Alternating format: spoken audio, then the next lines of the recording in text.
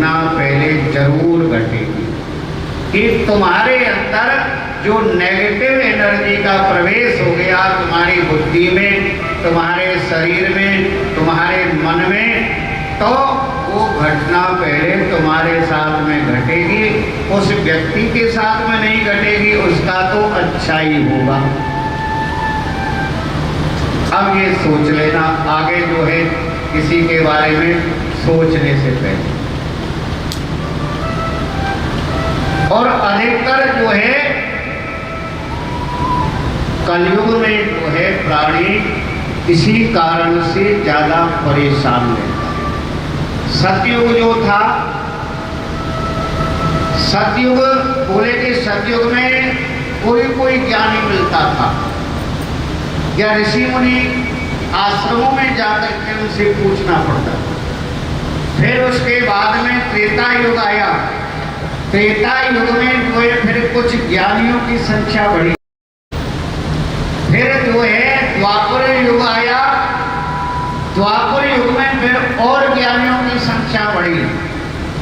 लेकिन जब से कलयुग आया है, कलयुग में तो हर प्राणी ज्ञानवान, क्योंकि अष्टादश पुराणेषु व्यासस्य वचन द्वयम् परोपकाराय पुण्याय पापाय परपीडनम्, यानी संसार में ऐसा कोई व्यक्ति नहीं होगा जो अपना भला बुरा न जानता।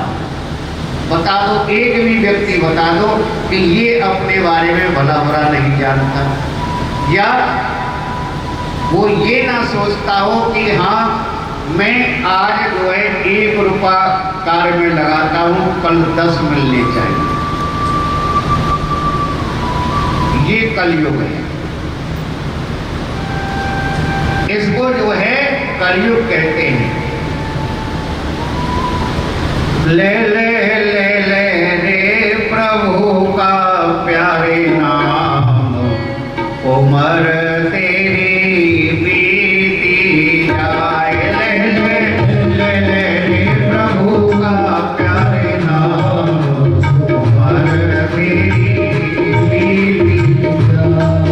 ले ले ले ले रे प्रभु का प्यारे नाम, उमर तेरी बीती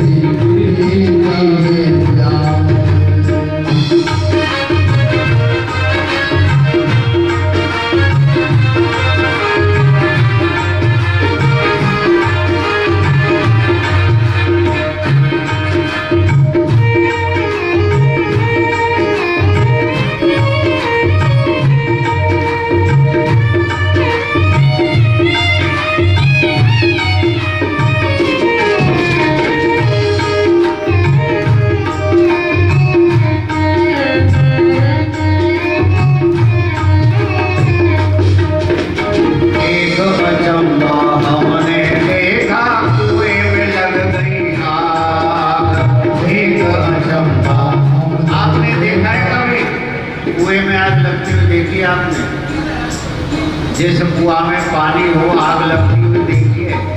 हमने देखी है। हर एक अचंबा हमने देखा, कुएं में लग गई आग। एक अचंबा हमने देखा, कुएं में लग गई आग। हर एक अचंबा हमने देखा, एक अचंबा हमने देखा, कुएं में लग गई आग। एक अचंबा हमने देखा, कुएं में लग गई आग। हर पानी पानी चल गया, पानी पानी चल गया। हर मछली खेले भाग ले ले ले, रे प्रभु का प्यारे नाम, उमर तेरी बीती जाए। ले ले ले ले, प्रभु का प्यारे नाम, उमर तेरी बीती जाए। देखो, जो भजन ये चल रहा है, इसी में प्रश्न है और इसी में उत्तर है। आप जो है हजारों बार भागवत कथा सुन चुके हैं और जो प्रश्न आ रहे हैं उत्तर भी इन्हीं में छिपा हुआ है। जो इनके उत्तर कल देगा उनको स्पेशल भागवत जी का प्रसाद मिलेगा। क्या प्रसाद मिलेगा ये तो ठाकुर जी जाने, या जिसको मिलेगा वो जाने। जो इन सब प्रश्नों के उत्तर बताएगा और पूछूंगा मैं लास्ट में, सुनते जाना ध्यान से। ले ले ले ले रे प्रभु का प्यारे नाम, उमर तेरी बीती जाए। ले ले ले ले प्रभु का प्यारे नाम, उमर तेरी बीती जाए।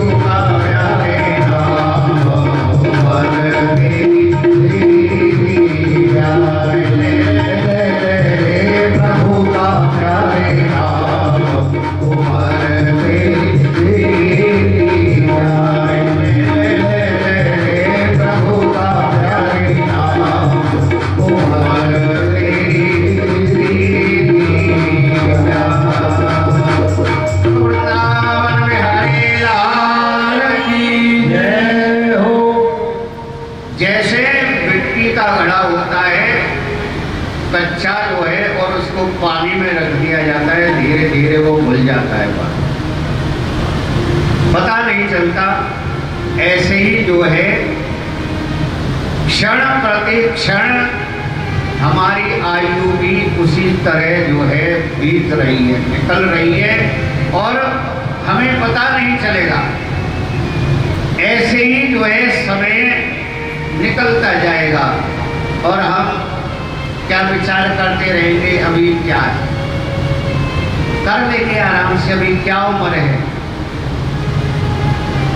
तो इस प्रकार जो है हम सोचते रहते हैं और बस क्या फिर जो है ये संसार की माया प्रबल हो जाती है और ये संसार की माया जो है हमारे ऊपर अधिक प्रभावित होती जाती है।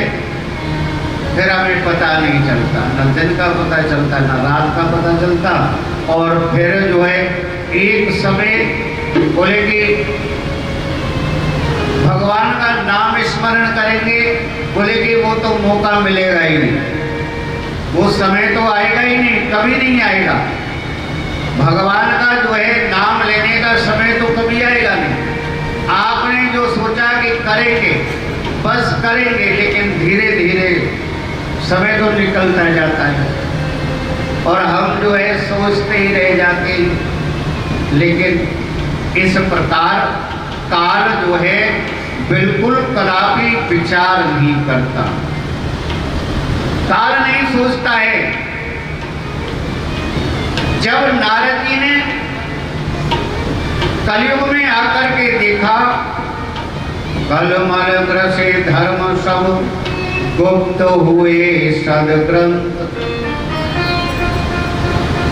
कलयुग में जो है सबसे बड़ी जो है यही हर प्राणी के अंदर जो ये ज्ञान, अपने आप को बहुत बड़ा समझना, अपने आप को बहुत बड़ा ज्ञानी मानना, श्रेष्ठ मानना, लेकिन कभी भी ये विचार नहीं करता है कि मैं कौन हूँ, क्या हूँ, कहाँ से आया हूँ, कहाँ मुझे लौट कर जाना है।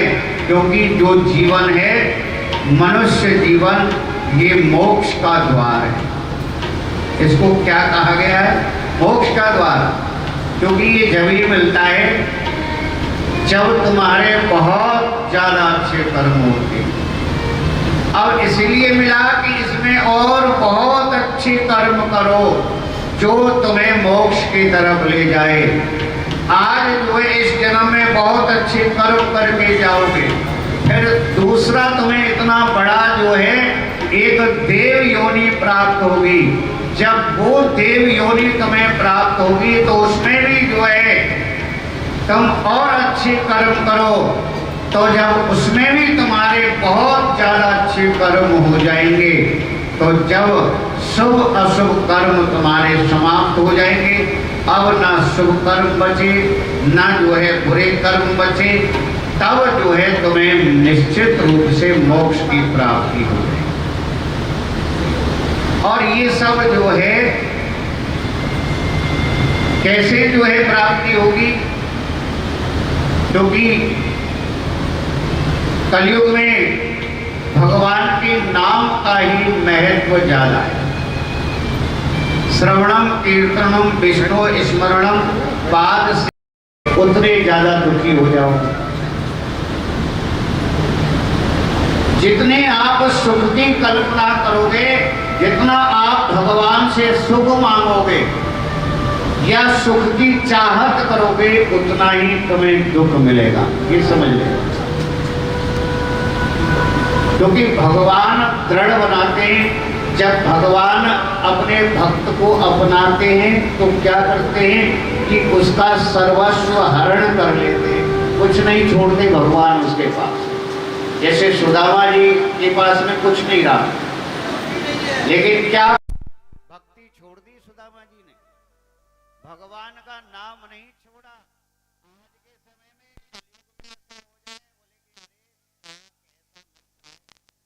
में जाए ऐसा मित्र मैं नहीं मानता। एक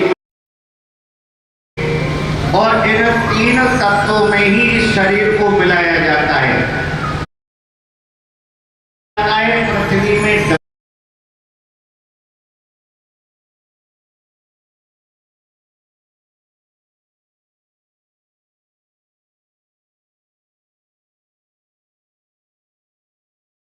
भगवान ने उनको जो है द्वारका बुलवा लिया।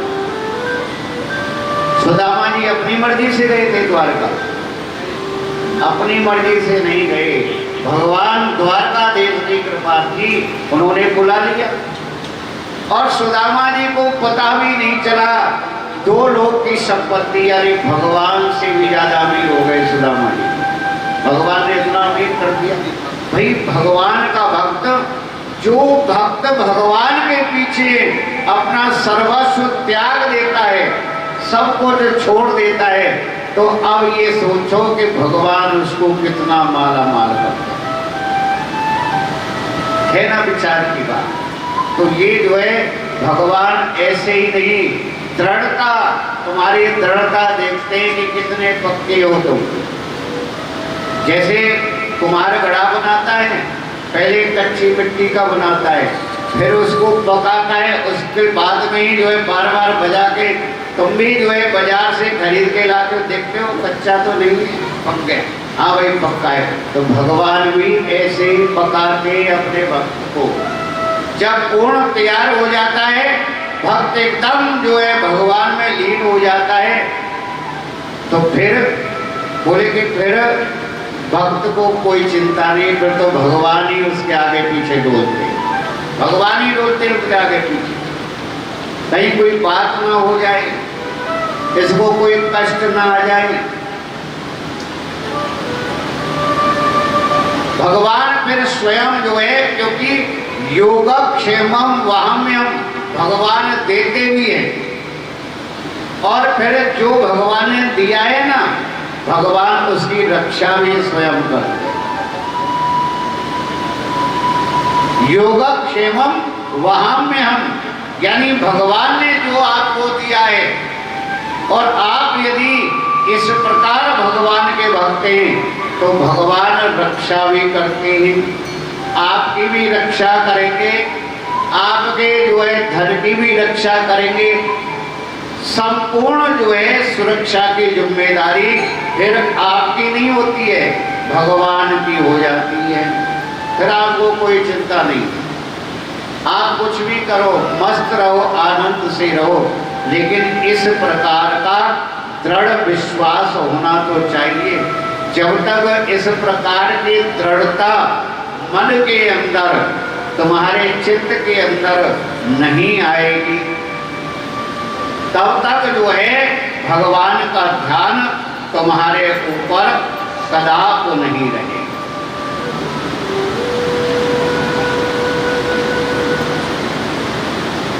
तो इसीलिए जो है, क्योंकि धीरे धीरे करके कलयुग के आने पर ये सब जो है धर्म ग्रंथ धीरे धीरे करके लुप्त होते जाते हैं। अभी नहीं, अभी तो कलयुग का प्रथम चरण है, अभी जो है धर्म ग्रंथ शास्त्र सब कुछ है, धर्म भी है। अभी तो प्रथम चरण है, 4,32,000 की आयु कलयुग की है, 8,64,000 वर्ष की आयु द्वापर युग की थी। 8,64,000 वर्ष में 4,32,000 और जोड़ दीजिए, उससे जो है त्रेता युग की आयु आ जाती है, और फिर उसमें भी 4,32,000 की आयु और जोड़ दीजिए, तो सतयुग की आयु आ जाती। सतयुग में जो है प्राणी की आयु 10 लाख वर्ष की थी, त्रेता युग में 1 लाख वर्ष की थी, द्वापर युग में 10,000 वर्ष की रह गई, और कलयुग में बोले कि कलयुग की कोई गारंटी नहीं है। कलयुग की अपनी गारंटी नहीं है कि 4,32,000 पूर्ण करेगा कि नहीं करेगा, कब घोर कलयुग आ जाए ये पता नहीं। लेकिन ये बात सत्य है, हर युग में हर युग रहता है, कलयुग में भी सतयुग रहता है। ऐसे स्थान, ऐसी जगह, ऐसे लोग आज भी आपको मिल जाएंगे जो सतयुग के बारे में हम कहते हैं और सुनते हैं। ऐसे लोग कलयुग में भी आपको मिल जाएंगे, लेकिन वो जब मिलेंगे जब आपके कर्म बहुत अच्छे हो, ऐसे नहीं मिलते। हर युग में हर युग रहता है। इसीलिए जो है सबसे बड़ी बात यही है कि सावधानी पूर्वक जो है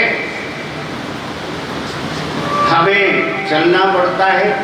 नारद जी ने जिस प्रकार से भक्ति का दुख दूर किया, क्योंकि चारों तरफ भ्रमण करती हुई जो है भक्ति जब अपने पुत्रों के साथ में वृंदावन की सीमा में प्रवेश किया तो भक्ति तरुण अवस्था को प्राप्त हो गई, और जो भक्ति के पुत्र थे ज्ञान और वैराग्य, ये वृद्धावस्था में आ गए।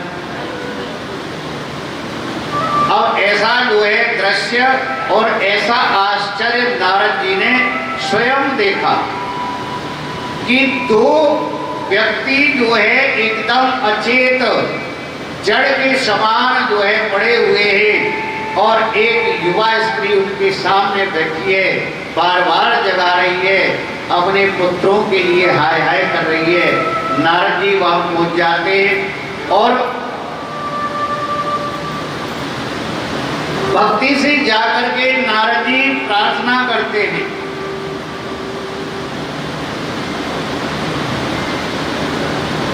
निवेदन करते हैं कि हे देवी, आप कौन हो, बताओ। जब भक्ति ने नारद जी की प्रार्थना सुनी तो जवाब दिया, वेदोपनिषदां सारज्ञानां। भक्ति ने जो है नारद जी से कहा कि महाराज, मेरा नाम भक्ति है और ये दोनों मेरे पुत्र हैं, इनका नाम जो है ज्ञान और वैराग्य है।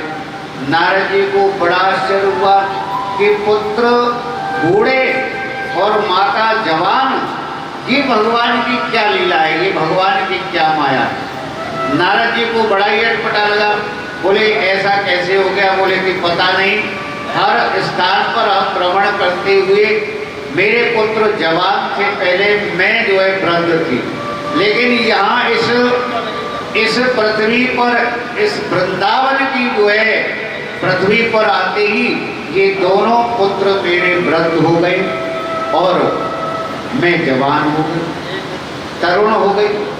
नारद जी ने कहा कि तो, बोले कि मैं बहुत प्रयत्न कर चुकी हूँ लेकिन ये जाग नहीं रहे, ये अचेत अवस्था में पड़े हुए हैं। अच्छा, नारद जी ने भी प्रयास किया कि ठीक है, मैं कोशिश करता हूँ, कैसे इनका उद्धार होगा। नारद जी ने अनेक प्रकार से प्रयत्न किए। शृणु नारद वक्ष्यामो विनम्राय विवेकिनः, गंगाद्वार समीपे तो तटवानंद नाम। जब भक्ति का दुख दूर किया नारद जी ने, क्योंकि जिनके दर्शन से संसार रूपी दुख की दावा नल की जो अग्नि है वो नष्ट हो जाती है, समाप्त हो जाती है। ऐसे भगवान का नाम चिंतन करना, बोले कि फिर प्राणियों के दुखों का नाश कैसे नहीं होगा। ऐसी अमृतमयी कथा का पान जो है नारद जी ने कराया, भक्ति का दुख दूर किया, क्योंकि धन्यम वृंदावनम तेन भक्ति नृत्यति। और बोले कि यहाँ पर, बोले कि यहाँ वृंदावन में ज्ञान और वैराग्य, इनका कोई महत्व नहीं है, चाहे कितना बड़ा भी ज्ञानी हो, वहाँ कोई महत्व नहीं है। यदि वहाँ पर महत्व है तो केवल और केवल जो है भक्ति का, भगवान की भक्ति श्रेष्ठ है। और सबसे जो है आसान उपाय भी भगवान की भक्ति। भगवान की भक्ति कैसे प्राप्त होगी? भगवान की भक्ति बोले कि प्राप्त करने का कोई स्थान नहीं है कि वहां जाकर के बता दें कि यहाँ आपको भगवान की भक्ति मिल जाएगी। भगवान की भक्ति बोले कि अपने हृदय के अंदर जो है भगवान का वास करो। मैंने कहा कि अपनी बुद्धि से नहीं, भगवान के दर्शन बुद्धि से नहीं करो। भगवान की कथा अपनी बुद्धि के द्वारा मत सुनो, नहीं तो तर्क वितर्क हो जाएगा। अपने मन के अंदर सुनो, अपने दिल से जो है भगवान की कथा सुनो, तो ही जो है आपको भगवान की भक्ति प्राप्त होगी। तो नारद जी ने इस प्रकार जो है भक्ति का दुख दूर कर दिया। भक्ति बड़ी प्रसन्न हुई, क्योंकि भक्ति का अलौकिक प्रादुर्भाव देखकर भगवान विष्णु स्वयं वैकुंठ को छोड़ करके वहां पहुंचे। के विशुद्ध्यति वदन्तु मह्यं सप्ता यज्ञेन कदामयेन।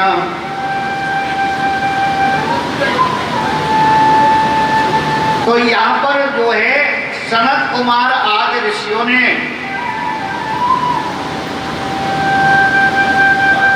बताया कि देखो, अब आप जो है ये सुनो कि भगवान की कथा श्रवण करने से, इस सप्ताह यज्ञ को श्रवण करने से कौन कौन प्राणी पवित्र होते हैं, शुद्ध होते हैं, और जो है किस प्रकार के प्राणी भगवत भक्ति में लीन हो जाते हैं। दृढ़ संकल्पता, दृढ़ता जो है मन के अंदर। और जब सप्ताह यज्ञ यानी भगवान की कथा कराने का यदि मन बनता है, तो आप जो है सबसे पहले किसको निमंत्रण दें?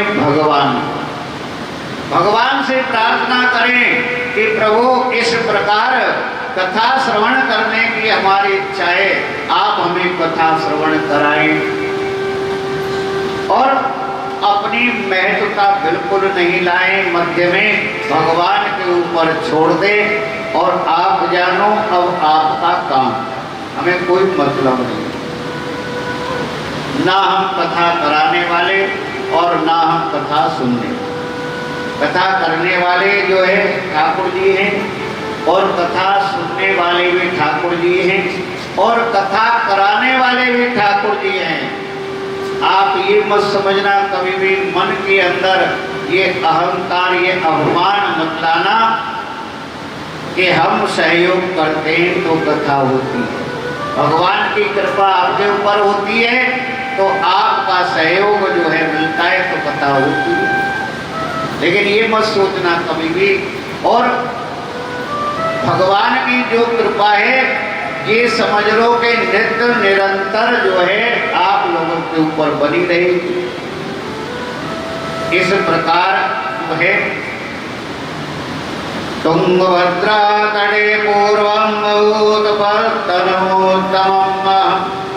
यत्रावर्णा स्वधर्मेण सत्य सत्कर्म तत्परा।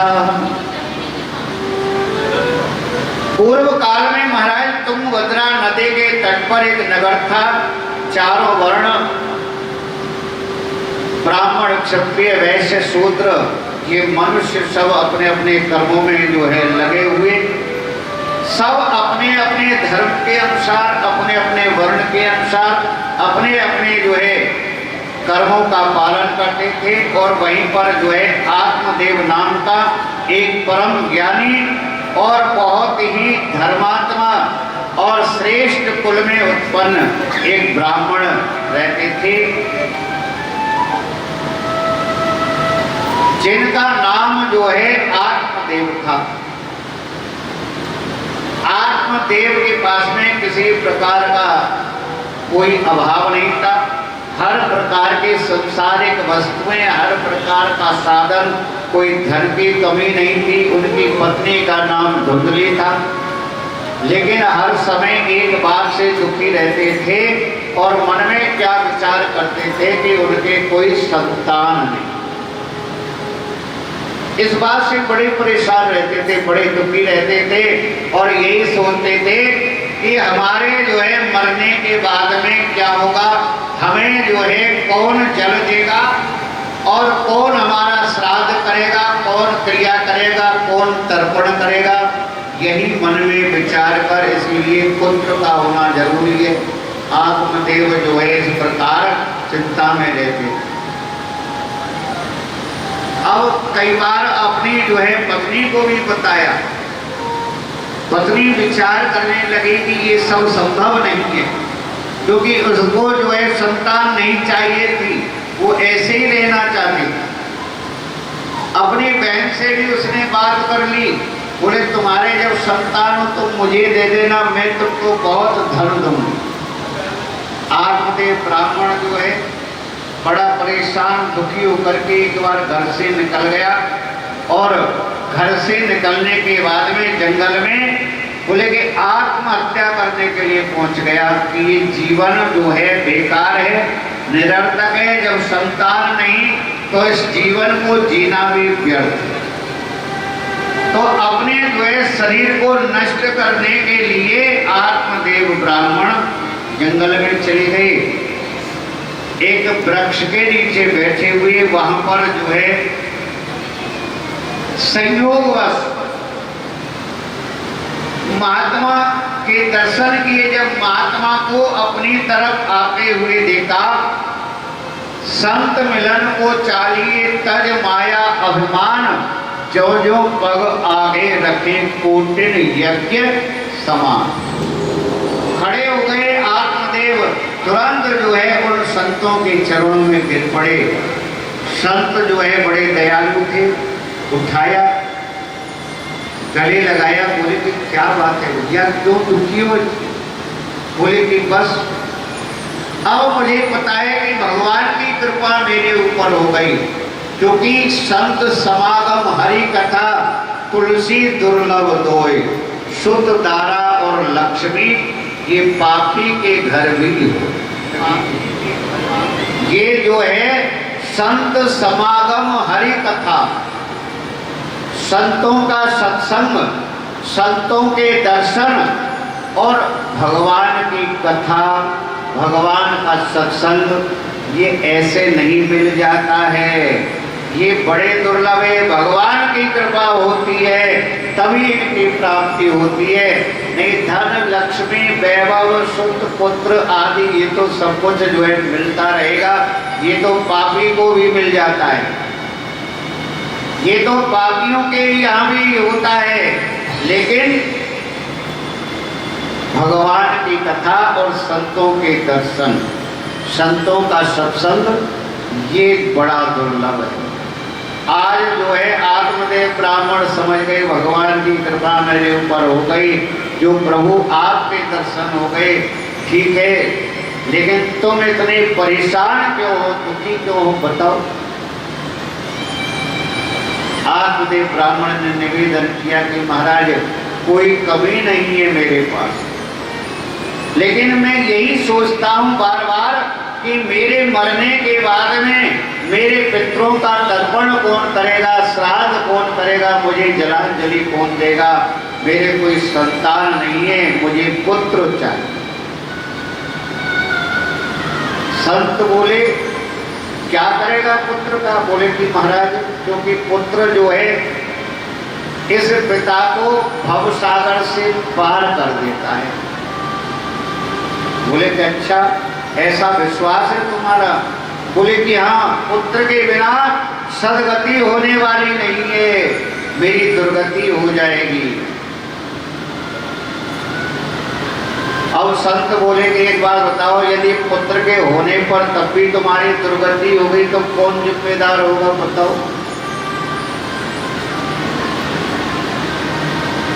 क्योंकि कहा जाता है कि पूत सपूत तो क्यों धन संचय, और पूत कपूत तो क्यों धन संचय। भाई पुत्र अच्छा है तो अपने आप बना लेगा, और जो है कुपात्र है जो भी तुम्हारा है सब बर्बाद कर देगा। इकट्ठा करने की जरूरत क्या है?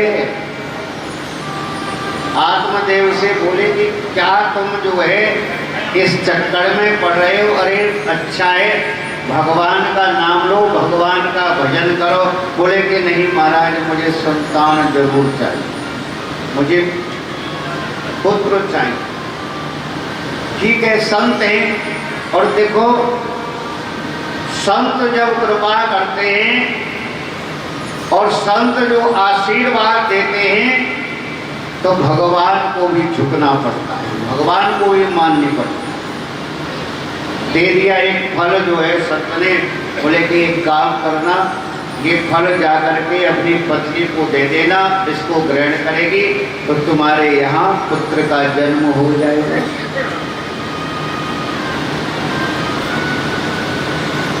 आत्मदेव ब्राह्मण जो है बहुत प्रसन्न हो गया, खुश होकर के अपने घर पहुंचा, अपनी पत्नी के हाथ में फल दिया, बोले ये लो। बोले ये क्या है? बोले कि संत का प्रसाद, संत का दिया हुआ आशीर्वाद, और इससे हमें संतान जरूर मिलेगी,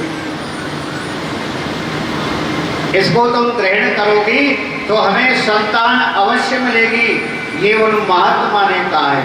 बोले कि ठीक है आप जाओ, मैं खा लूँ। अब धुंधली सोचने लगी, बोले कि ये क्या संतान संतान के पीछे पड़े हुए, विचार करने लगी कि चलो मैं ये फल खा लेती हूँ और फिर क्या होगा, धीरे धीरे करके मेरा पेट बड़ा हो जाएगा। अब कल को जो है भगवान न करे घर में आग लग गई तो मैं तो भागे नहीं पाऊंगी, मैं तो जिंदा जल के मर जाऊंगी। देखो है कि नहीं सोच के ऊपर सारी बात, जैसी तुम्हारी सोच होगी वैसा ही मन बनेगा और वैसी बुद्धि काम करेगी। अब धुंधली राक्षस प्रवृत्ति की सोच, अरे भाई इतनी सोचने की जरूरत क्या है, लेकिन वो तो क्या सोच रही कि घर में आग लग गई, कल को तो मैं कैसे भागूंगी, मैं तो जल करके ही मर जाऊंगी, मैं नहीं खाता। बहन से बात कर रखी है, उसके बच्चा होगा, वो धीरे धीरे करके अपने पेट पे कपड़ा बांधती रही। आत्मदेव को विश्वास हो गया, संत ने जो आशीर्वाद दिया है वो फलीभूत हो गया। वो फल जो है उसने वो गाय को खिला दिया, जो आंगन में गाय बनी थी, गाय को खिला दिया महाराज। अब देखो गाय के भी जो है बच्चा होने वाला और धुंधली के भी बच्चा होने वाला, नकली बच्चा। वो गर्भवती नहीं थी, लेकिन दिखाने के लिए दिन प्रतिदिन जो है पेट पर कपड़ा बांधती रहती। एक समय ऐसा आया कि गाय ने भी एक बहुत सुंदर बालक को जन्म दिया और इधर जो है रात रात में पैसा दे करके अपनी बहन का बच्चा धुंधली ने मंगवा दिया। समाचार हो गया, आत्मदेव ब्राह्मण को पता चला कि पुत्र का जन्म हुआ है। गाय ने भी एक बच्चे को जन्म दिया। प्रसन्न होकर के आत्मदेव ब्राह्मण आए तो अब जो है नामकरण संस्कार, गाय का जो बालक था बोले कि गौकर्ण जो उसका नाम पड़ा जो है, क्योंकि कान केवल गाय के थे, बाकी शरीर मनुष्यों का था। यथा नाम तथा गुण धुंधकारी, बोले कि नहीं, माता ने कहा इसका नाम तो मैं रखूंगी, धुंधकारी नाम रख दिया। अब देखो इतने सत्य प्रतिज्ञ ब्राह्मण जो है, धुंधकारी उनका पुत्र नहीं था, संतों ने तो आशीर्वाद दिया था, और संतों का आशीर्वाद इतना बुरा थोड़ी होगा धुंधकारी की तरह। वो तो गौकर्ण जी थे संत के आशीर्वाद, वो धर्मात्मा। और धुंधकारी बोले कि शुरू से ही अनेक प्रकार के व्यसनों में लग गया, जुआ खेलना, मदरा पान करना, वैश्यागमन करना, इस प्रकार के कर्म। और इधर गौकर्ण जी तीर्थ यात्राओं के भ्रमण करते थे। देखा दोनों में कितना अंतर है। धीरे धीरे करके जो है दुखी हो गए आत्मदेव ब्राह्मण, घर को छोड़ करके चले गए, क्योंकि इतना जो है धुंधकारी का वो बढ़ गया कि घर छोड़ दिया ब्राह्मण आत्मदेव ने। अब और स्वतंत्र हो गया, धीरे धीरे करके जो है अब घर के बर्तन सामान सब कुछ बेच दिया। इधर गौकर्ण जी जो तीर्थ यात्रा के लिए निकले हुए थे, धुंधकारी को कुछ नहीं मिला तो अपनी मां को ही जो है कुएं में गिरा करके मार दिया। वेश्याओं को घर में ले आया। अब कुछ बचा नहीं तो रात्रि में चोरी करता था।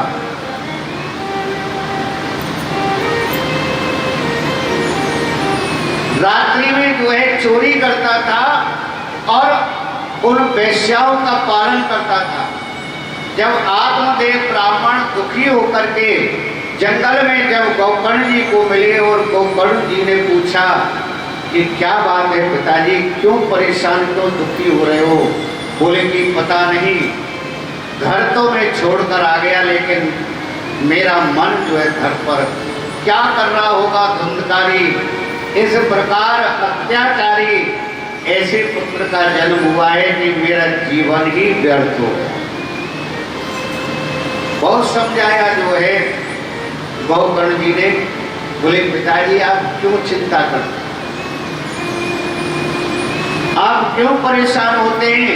क्योंकि जब जब प्राणी ने संसार का सहारा लिया, संसार का आसरा किया, तब तब प्राणी जो है दुख के डलों में फंसता चला गया। संसार के लोगों से आशा न किया करना, संसार के लोगों से आशा न किया करना। यहाँ कोई नहीं अपना, यहाँ कोई नहीं अपना, राधे श्याम जपा करना। यहाँ कोई नहीं अपना, राधे श्याम जपा करना। संसार के लोगों से आशा न किया करना, संसार के लोगों से आशा न किया करना, संसार के लोगों से आशा न किया करना, संसार के लोगों से आशा न किया करना।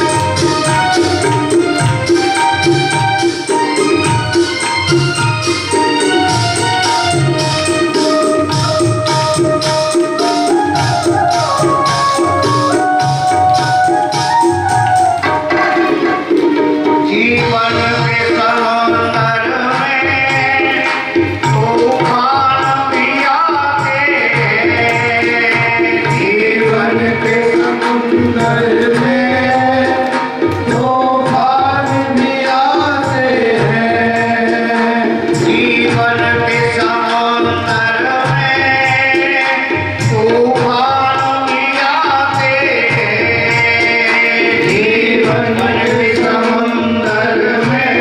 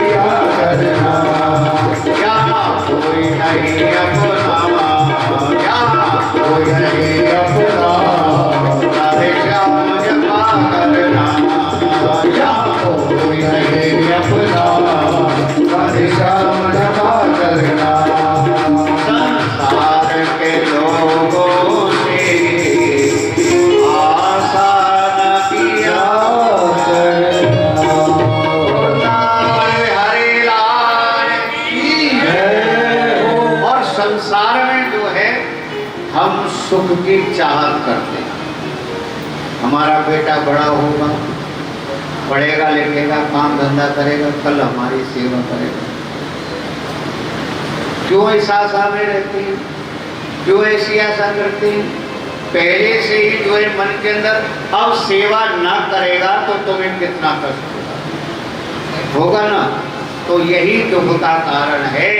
और गोकर्ण जी ने जो है अपने पिता आत्मदेव को इस प्रकार समझाया, उनको ज्ञान दिया। बोले कि कहाँ पिताजी, जो जिसका कोई सार नहीं है, जो दुखों का भंडार है, आप उस संसार के जीवों से ये कल्पना करें कि इसके द्वारा हमें सुख मिलेगा, तो ये व्यर्थ है। बाकी आप जो है स्वयं ज्ञानी है, आत्मदेव ब्राह्मण के समझ में बात बैठ। इधर धुंधकारी जो है इतना, अब एक दिन वैश्याओं ने विचार किया कि देखो ये रोज रात्रि में जाता है और चोरी करके लाता है, तो एक ना एक दिन तो पकड़ा ही जाएगा, क्योंकि ये तो जरूरी है। कब तक ये बचता रहेगा? एक ना एक दिन तो पकड़ में आ ही जाएगा। और जब ये पकड़ा जाएगा तो इसके धन का इस्तेमाल हम करते हैं तो हमारा भी नंबर आ जाएगा, यानी कि इसके साथ राजा हमको भी सूली पर चढ़ा देगा। तो क्यों ना इसी का ही काम तमाम कर दें और धन को लेकर के हम 9, 2, 11 हो जाए। ठीक है, वैश्याओं ने विचार कर लिया। अब देखो धुंधकारी रात्रि को आया चोरी करके, वैश्याओं ने धन को अपने जो है कब्जे में ले लिया और जैसे ही बिस्तर पर सोया हाथ पैर बांध दिए धुंधकारी। जलते हुए अंगारे धुंधकारी के मुंह में भर दिए वैश्याओं। तड़प तड़प करके जो है धुंधकारी की मृत्यु हुई और वहीं पर उसी घर में जो है उसको गड्ढा खोद करके दफना दिया, काट दिया और धन लेकर के चली गई। गोकर्ण जी जब पता चला कि अब जो है धुंधकारी भी नहीं रही, तो तुरंत अनेक प्रकार से जो है दान पुण्य आदि किया। गया जी में जाकर के भी श्राद्ध करके आए थे। और जब गोकर्ण जी वापस आए अपने घर में विश्राम कर रहे थे, तो गोकर्ण जी ने एक बहुत बड़ा भयानक दृश्य देखा। एक प्रेत को देखा, कभी किसी रूप में आता, कभी किसी रूप में आता। अब गोकर्ण जी तो ब्रह्म ज्ञानी है, डरने वाले थोड़ी हैं। हाथ में जो है जल लिया, मंत्र जो है पढ़ करके उस प्रेत के ऊपर, तो प्रेत वायु को वहीं रोक दिया। और गोकर्ण जी ने पूछा कि कौन हो? निवेदन की उधर से बड़ा ही हृदय विदीर्ण करने वाला मधुर स्वर आया और धुंधकारी बोला कि भैया मैं आपका ही भाई धुंधकारी। बोले धुंधकारी तो अभी प्रेत योनि में, लेकिन मुझे जैसे पता चला तो मैं तो जो है तुम्हारे लिए गया जी में भी श्राद्ध करके आया, वहां भी पिंडदान करके आया। बोले कि नहीं, मेरे जैसे पापी की सदगति वहां भी नहीं हो। तो अब धुंधकारी बोला कि भैया आप ही मेरी रक्षा कर सकते हैं, क्योंकि प्रेत वायु मुझे बड़ा कष्ट होता है, मैं ठहर नहीं सकता, कुछ खा नहीं सकता, कुछ पी नहीं सकता, आप मेरी रक्षा करो, मैं आपकी शरण में आया हूँ। गोकर्ण जी बोले कि चिंता मत कर, मैं जो है इसका उपाय अवश्य ढूंढूंगा। प्रातःकाल भगवान सूर्य का स्मरण किया, भगवान सूर्य प्रकट हुए, क्योंकि गुरु थे भगवान सूर्य गोकर्ण जी के। जब बात बताई तो बोले कि देखो धुंधकारी महापापी है, गया जी श्राद्ध करने से, इस प्रकार के कर्म करने से इसका उद्धार नहीं होगा, इसका उद्धार होगा तो केवल श्रीमद् भागवत की कथा से होगा। तुम सुनाओ। प्रयत्न किया, सबको एकत्रित किया, सब तैयार हो गए नगरवासी, स्थान बनाया गया। अब जो है धुंधकारी प्रेत वायु है और वायु को एक जगह पर रोकना बड़ा ही असंभव कार्य है। इसीलिए जो है जो पितरों के निमित्त परिवार कथा कराते हैं तो वहाँ हरा बांस जरूर गाड़ा जाता है जिसमें 7 गांठ होती है। क्योंकि अब पीढ़ी दर पीढ़ी पता नहीं कौन किस योनि में हो, यदि कोई वास्तव में इस प्रकार की योनि में होगा भी तो उसका भी उद्धार हो जाए। तो 7 गांठें और आवाहित करके उसको वहां पर धुंधकारी को वहां पर प्रवेश कराया गया। कथा प्रारंभ हुई, प्रथम दिवस की कथा हुई तो उस बांस की एक गांठ फटी। ऐसे कर करके धीरे धीरे जब सप्ताह 7 दिन की कथा संपूर्ण हो गई तो उस बांस की जो है 7 गांठ और वो बांस एकदम फट गया और एक जो है बड़ा ही अद्भुत और दिव्य प्राणी प्रकट हुआ। बोलो नारायण भगवान की जय हो। एकदम साक्षात भगवान नारायण का स्वरूप ऐसा दिव्य रूप धुंधकारी का हो गया। भैया गोकर्ण जी को जो है धुंधकारी ने प्रणाम किया और कहा कि आज जो है आपकी कृपा से मैं इस प्रेत योनि से मुक्त हुआ हूँ। गोकर्ण जी की परिक्रमा करके सुंदर और दिव्य विमान आया वैकुंठ से भगवान के पार्षदों के साथ में और धुंधकारी वैकुंठ धाम को पहुंचे। वृंदावन बिहारी लाल की जय। अब होता है क्योंकि श्रोता और वास्तव में जो है पहले श्रोता और वक्ता, आजकल नहीं किसी ने कुछ पूछ लिया बैठ जाओ डिस्टर्ब कर रहे हो बीच में कह देते ना कथावाचक।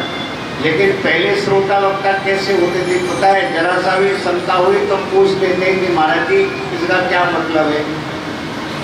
आजकल जो है बोलेंगे वक्ता तो जब बताएगा पहले श्रोता को ही नहीं पता मैंने आज क्या क्या सुना है, क्या क्या आता है। हकीकत है क्योंकि इसलिए केवल मनोरंजन के लिए कथा सुनने के लिए आते हैं। आज आनंद नहीं आया, आज भजन अच्छे नहीं सुनाए, मन नहीं किया नाचे।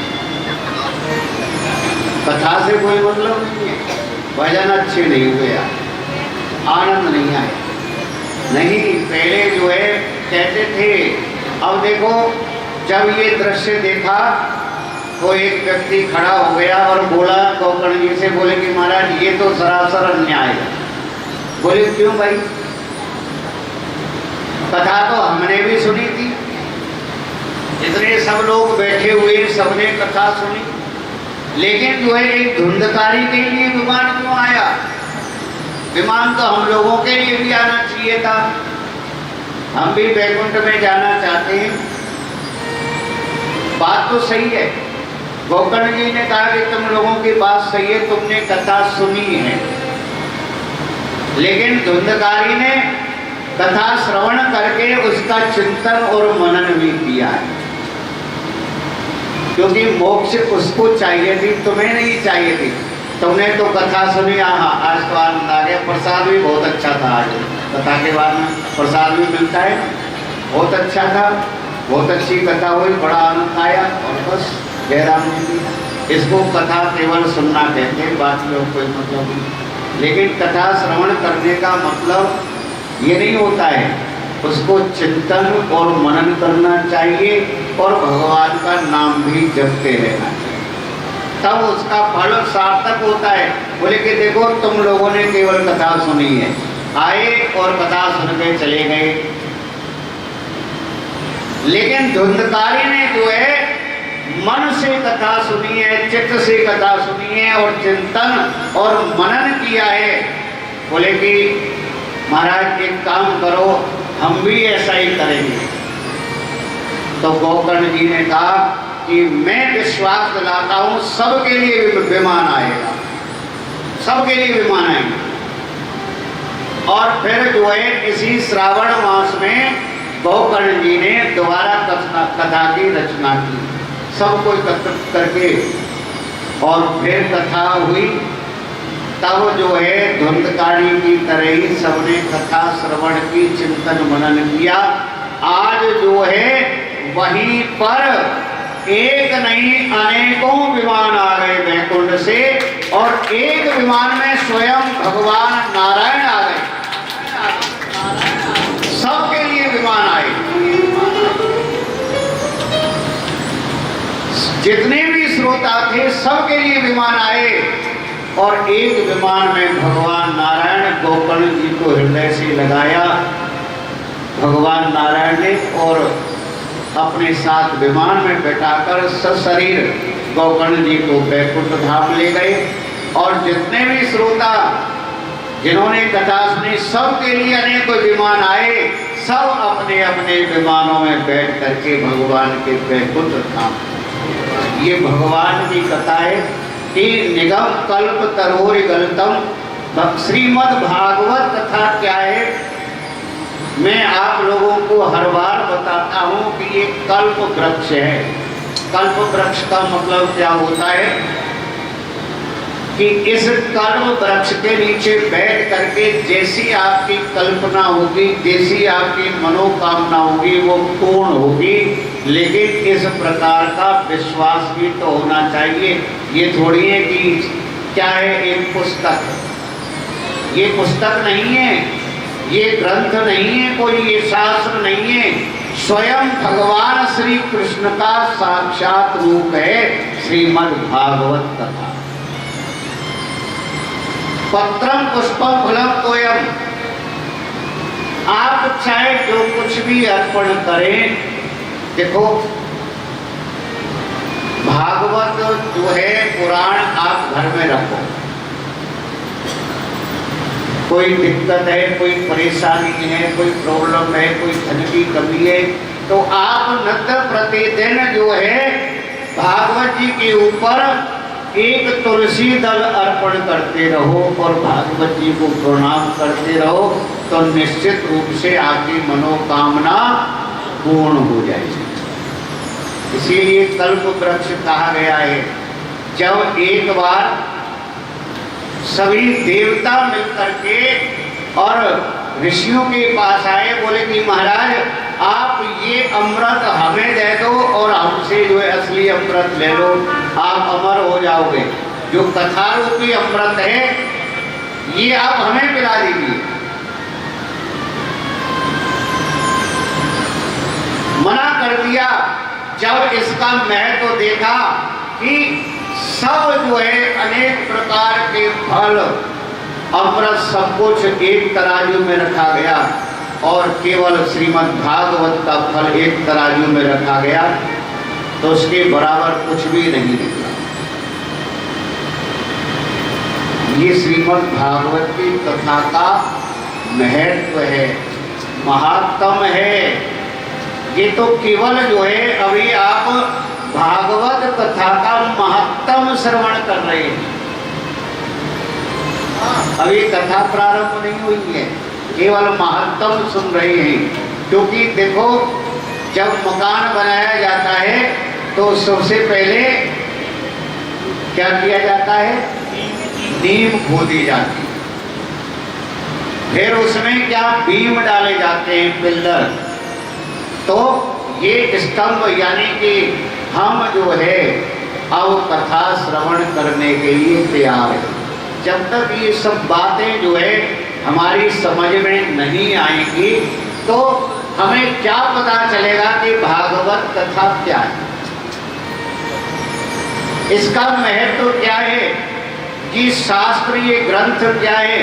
भगवान श्री कृष्ण का साक्षात रूप है। क्योंकि जो चतुश्लोकी केवल 4 श्लोकों में ब्रह्मा जी ने, भगवान जो है नारायण ने ब्रह्मा जी को 4 श्लोकों में श्रीमद् भागवत कथा सुनाई और वेद व्यास जी ने इसको इतना आसान किया कि धीरे धीरे करके इन चतुश्लोकी भागवत के 18,000 श्लोक बन गए। 18,000 श्लोक भागवत कथा। क्योंकि बोले कि आगे कलयुग में क्या है, इतना समय नहीं है किसी के पास में। इन गूढ़ शब्दों को कौन समझेगा, इसीलिए आसान किया जो है शास्त्रों को कि हर प्राणी, अब कहते कि महाराज 6 शास्त्र, 18 पुराण, 4 वेद, 108 उपनिषद, बाकी शाखाएं तो बहुत है, कोई गिनती नहीं। अब इन सबको पढ़ करके सार कैसे निकाले, कैसे पता चलेगा क्या अच्छा है क्या बुरा है। और इतना समय है नहीं हमारे पास में जो इन सबको पढ़ ले। इन सबको पढ़ने का टाइम कहाँ है बताओ। इतने पुराणों को, इतने शास्त्रों को, और फिर यदि पढ़ भी लिए तो पता है क्या होगा। यदि आपने शिव पुराण पढ़ लिया तो आप समझोगे भगवान शिव ही सब कुछ है। आपने नारद पुराण पढ़ लिया तो आप कहेंगे नारद जी ही सब कुछ है। आपने ब्रह्म पुराण पढ़ लिया तो आप सोचेंगे कि ब्रह्मा जी ही सब कुछ है, बाकी तो सब बेकार है। बोले कि कुछ नहीं, व्यास जी ने कहा कि इतना कुछ करने की जरूरत नहीं है, इन सबको पढ़ने की जरूरत नहीं है। कलयुग में तो केवल 2 बात समझने की जरूरत है, 2 बात, तीसरी बात की आवश्यकता नहीं है। 18 पुराणेषु व्यासस्य वचन द्वयम् और परोपकाराय पुण्याय पापाय परिणम, जैसी करनी वैसी भरनी। बस, और कुछ चाहे किसी का सत्संग सुनो, कोई भी पुराण सुनो, कुछ भी कहो, आप ये समझ लो कि जैसे तुम्हारे कर्म हैं उनको कोई नहीं टाल सकता। और जल्दबाजी के चक्कर में तो यानी होते ना बहुत, जल्दबाजी के चक्कर में, करोड़पति बनने के चक्कर में लुट जाते। अपने कर्मों पर विश्वास करिए, अपने कर्म करिए। देखो, छत से यदि आप छलांग लगाओगे, चाहे नीचे की तरफ लगाओ चाहे ऊपर की तरफ लगाओ, बात बराबर है। तो क्या होगा भाई, हाथ पैर तो टूटेगा ही टूटेगा, टूटेगा कि नहीं। छत से आप नीचे कूदोगे तो भाई कुछ तो होगा, कहीं तो चोट लगेगी शरीर में। और यदि आराम आराम से आप सीढ़ियों से उतरेंगे तो समुद्र नीचे आ जाएगी, शरीर में कोई क्षति भी नहीं होगी, कोई नुकसान भी नहीं होगा। धीरे धीरे जो है चढ़ोगे।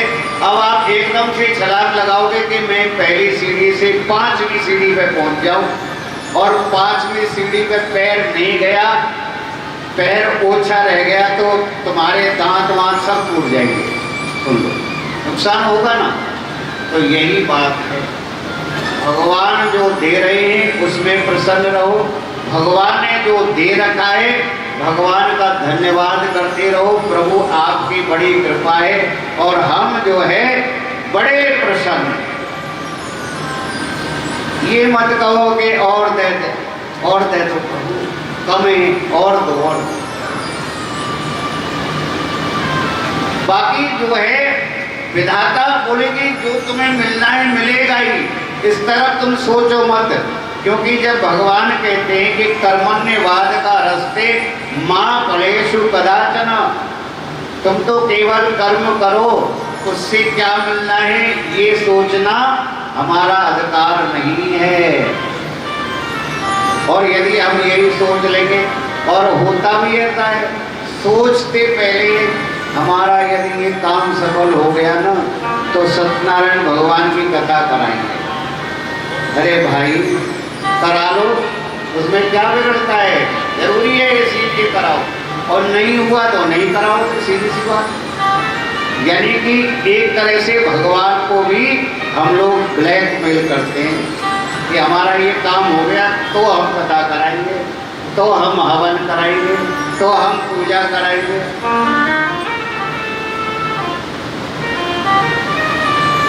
यदि नहीं हुआ तो फिर क्या है, मन के अंदर विकार, मन के अंदर क्रोध, बोले कि अरे छोड़ो सब बेकार है, ये ड्रामा है, सब ढोंग है। और वही काम यदि मान के चलो समय आ गया हो, कुदरती हो जाता है कई बार ऐसा, कहते कि देखो भगवान किसको यश दिलाते हैं, हानि लाभ जीवन मरण यश अपजस विविहान।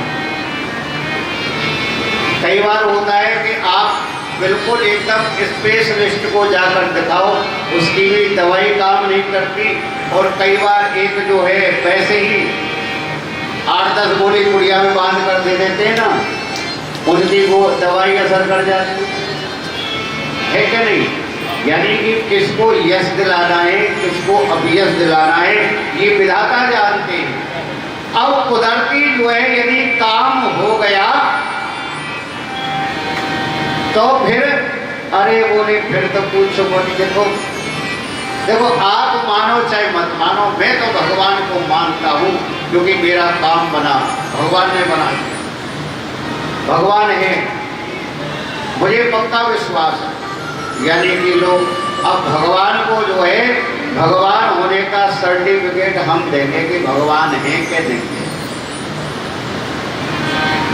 लोग जो पूछते हैं ना, भगवान का जो अवतार हुआ था नर और नारायण, कहाँ पर है नर नारायण भगवान? बद्रीनाथ धाम। तो जो है नर और नारायण बोले कि अब लोग ये कहते हैं कि अरे भगवान है कहाँ, किसने देखा है भगवान को? बोले कि तुम कहाँ से आई, ये शरीर क्या है, ये आत्मा क्या है, हमारे अंदर कौन बैठा हुआ है? बोले कि सिर्फ यही बात है, ये ज्ञान है। ये भी जो है इस प्रकार भगवान ही कराते हैं। देखो भगवान को जब अपने आप से दूर करना है ना, तो उसकी बुद्धि उसकी प्रवृत्ति ऐसी कर देते हैं भगवान। बोले कि तू जा, जितनी दूर मेरे से होना है हो जा, दूर ही रहे। दिन प्रतिदिन जो है भगवान की जो है बुराई करता रहेगा, भगवान को नहीं मानेगा।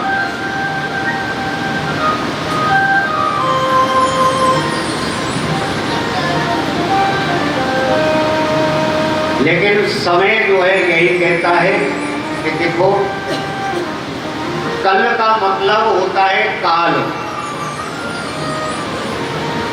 आज का मतलब होता है अपना समय, और कल के ऊपर छोड़ दिया तो ये समझो कि तुमने काल के ऊपर छोड़ दिया। और जितना समय जो है आगे बढ़ता जाता है तो उतना ही जो है हम उसको काल के ऊपर छोड़ते जाते। जब ये सब बात हमारी समझ में आ जाती है और हमारे जो है बुद्धि के द्वारा ये निर्णय हो जाता है कि हाँ वास्तव में जो है ये बात सत्य है कि जो संसार में प्राणी आया है वो जाएगा जरूर, और मनुष्य जीवन का जो महत्व है वो मनुष्य जीवन का जो महत्व हमारी समझ में आ गया, इसलिए मिलता है जो दुर्लभ मानसो तेही नाम सुकृति भवा। हरि भजन को कल पर छोड़ा, हरि भजन को कल पर छोड़ा, ये सांस निकल गई रे उमरिया धोखा दे गई रे। हरि भजन को कल पर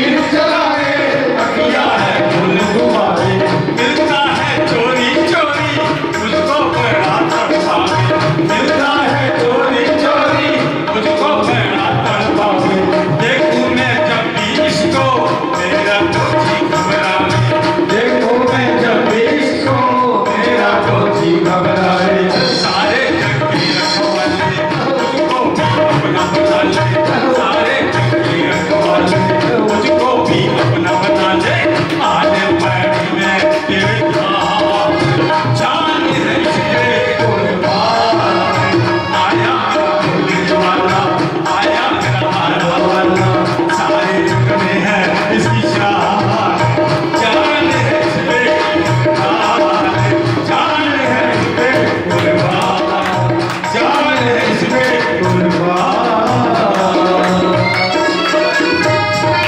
बाकी भी हरिनाम की